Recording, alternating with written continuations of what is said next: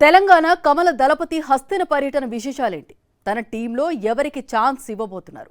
రామచంద్రరావు సొంత నిర్ణయాలుంటాయా? అధిష్టానం దగ్గర ఏక అభిప్రాయం కుదిరిందా? Watch it. తెలంగాణ కమలంలో ఇన్నాళ్లు నయా ప్రెసిడెంట్ పై జరిగిన చర్చ రామచందర్ అధ్యక్షుడిగా ఎంపికయ్యాక కొత్త కమిటీ కూర్పుపై జరుగుతోంది.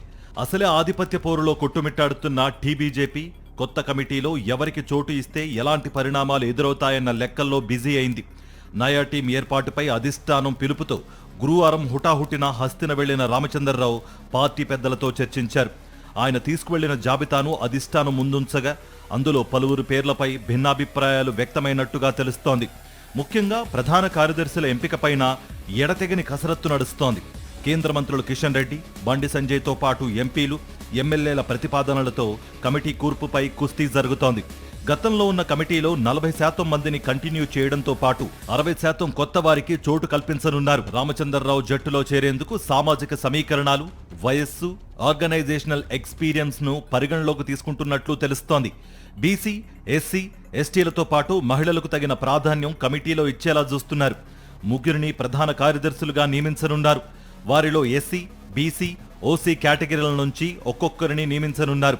ప్రధాన కార్యదర్శులుగా తమవారిని నియమించుకోవాలని కిషన్ రెడ్డి, బండి సంజయ్, ఈటల రాజేందర్ ప్రయత్నాలు చేస్తున్నారు. రామచంద్రరావు మాత్రం తన మార్క్ చూపెట్టాలని అనుకుంటున్నారట. రాష్ట్ర కార్యదర్శులుగా 8 మందిని నియమించనున్నారు. సామాజికంగా ప్రాంతాల వారీగా కూర్పు చేయాలని ప్రయత్నిస్తున్నారట.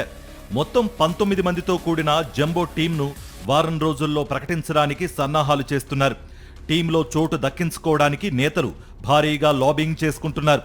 అధ్యక్షుణ్ణి ప్రసన్నం చేసుకోవడానికి రాష్ట్ర కార్యాలయం చుట్టూ ప్రదక్షిణలు చేస్తున్నారు. మరోవైపు బీజేపీ పార్టీ అనుబంధ విభాగాలైన మోర్చాల రాష్ట్ర అధ్యక్షుల్లో కూడా మార్పులు భారీగానే ఉండే అవకాశం కనిపిస్తోంది.